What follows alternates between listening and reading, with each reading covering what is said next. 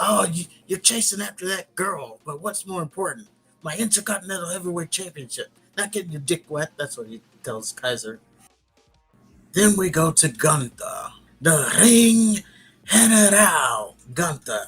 He is out there. He does his little dictator thing where he stands on the table, which is absolutely a beautiful touch to his character. You know, he's standing above everybody like a dictator. They shoot him from like the ground up, kind of. So it's a beautiful sight. It just reminds me of whatever dictator. I'm not big on the dictator thing, but I guess Stalin, that other guy. Not trying to get demonetized, but you know the other guy. I don't even know if you can say him on YouTube. So Gunther, he's out there. He talks about his greatness. He says, I'm the greatest intercontinental heavyweight champion of all time. There in Canada, he says, being a European, I can see why they call this the armpit of Canada. And he says, Chad Gable is an impressive performer. He impressed me last week by winning that fatal four-way match. And he's a former Olympian, probably the best athlete in the company.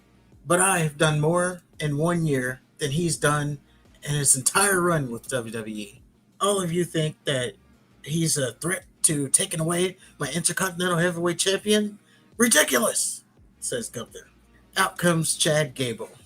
And he comes out, he says that he's going to beat Gunther. And at least for 24 hours, because they do have this match set up for next week, at least for 24 hours, Gunther's going to be champion.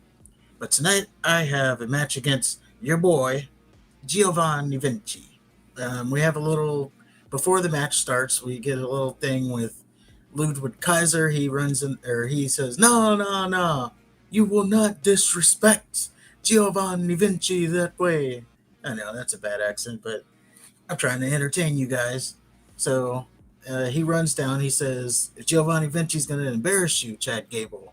Like I embarrassed you, your buddy, Otis. And then Maxine, Madame Maxine.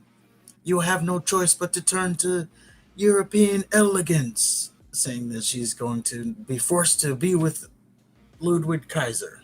So off goes the match. Lasts about 2 minutes. Chad Gable wins Chaos Theory. Giovanni Vinci again taking the L. And Gunther does point that out pretty regularly. He is not happy with Vinci taking all those L's. Now, before the end of this segment, so Chad Gable, he gets the win, Chaos Theory. You have Otis, he's in the ring, he's like gyrating in front of Gunther, hip thrusting. And Gunther, he grabs the mic and says, no, no, that's not how this night's going to end. I demand a match right now with Otis. So now we have another impromptu match, Otis versus Gunther.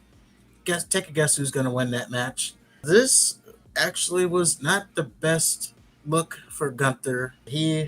We'll just say it was Otis. It was just a sloppy match. But he did pull off a powerbomb at the end of the match on Otis for the victory.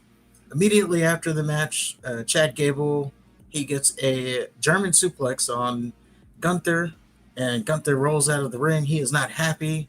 He blames Ludwig Kaiser. Oh, you're chasing after that girl, but what's more important? My Intercontinental Heavyweight Championship. Not getting your dick wet, that's what he tells Kaiser. So they're backstage.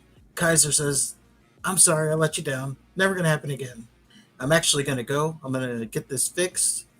And we're going to set up a match for later. Me versus Gable. I'm going to take care of him next week. Gunther says, no, no, no. I got this.